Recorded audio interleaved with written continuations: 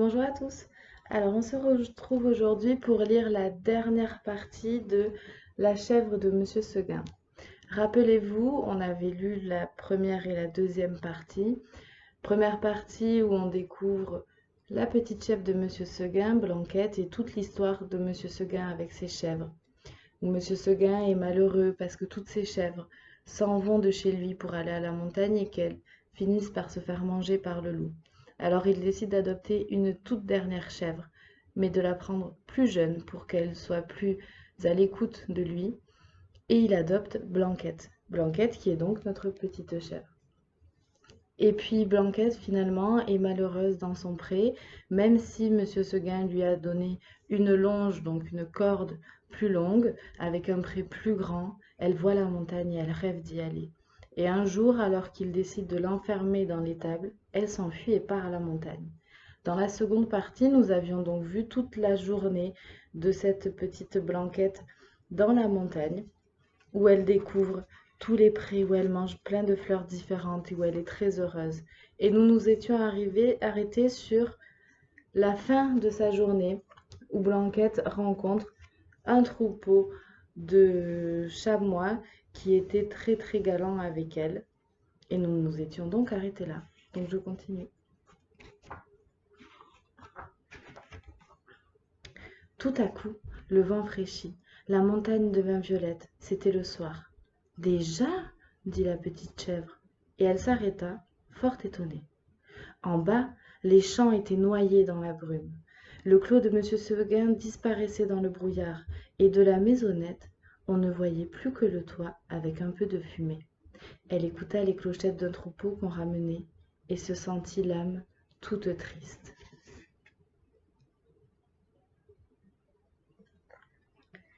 Un gerfaut qui rentrait la frôla de ses ailes en passant. Elle tressaillit. Puis ce fut un hurlement dans la montagne. Ouh! Ouh!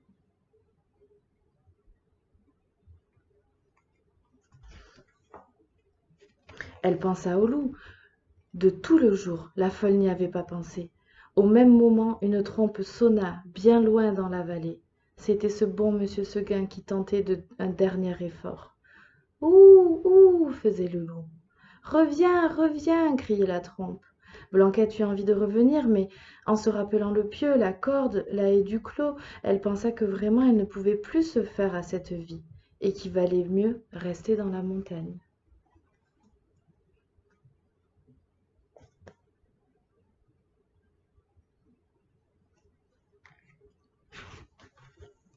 La trompe ne sonnait plus. La chèvre entendit derrière elle un bruit de feuilles.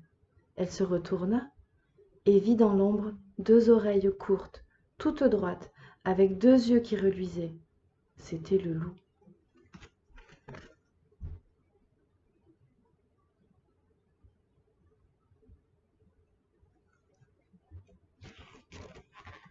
Énorme, immobile, assis sur son train de derrière, il était là, regardant la petite chèvre blanche et la dégustant par avance. Comme il savait bien qu'il la mangerait, le loup ne se pressait pas. Seulement, quand elle se retourna, il se mit à rire méchamment. Ha ha ha, la petite chèvre de Monsieur Seguin. Et il passa sa grosse langue rouge sur ses babines d'amadou.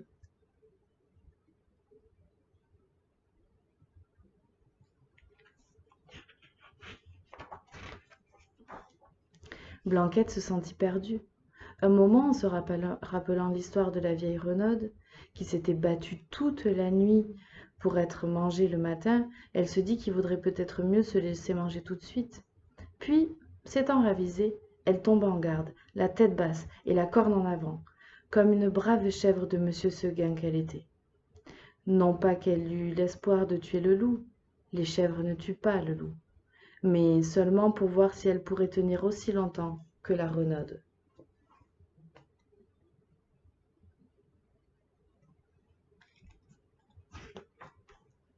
Alors, le monstre s'avança, et les petites cornes entrèrent en danse.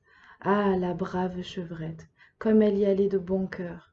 Plus de 10 fois, elle força le loup à reculer pour reprendre haleine.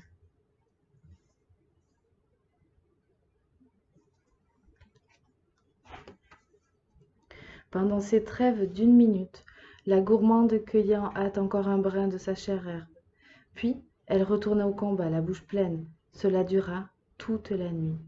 De temps en temps, la chèvre de monsieur Seguin regardait les étoiles danser dans le ciel clair et elle se disait: Oh, pourvu que je tienne jusqu'à l'aube.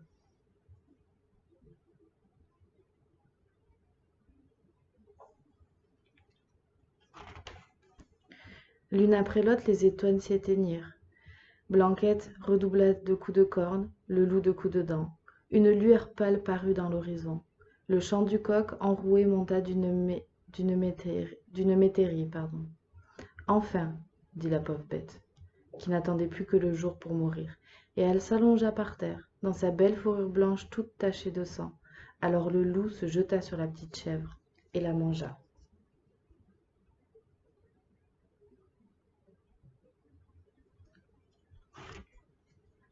Et c'est la fin de l'histoire. Alors c'est une histoire qui est un peu plus triste que d'habitude. Le loup a fini par manger la petite chèvre de monsieur Seguin.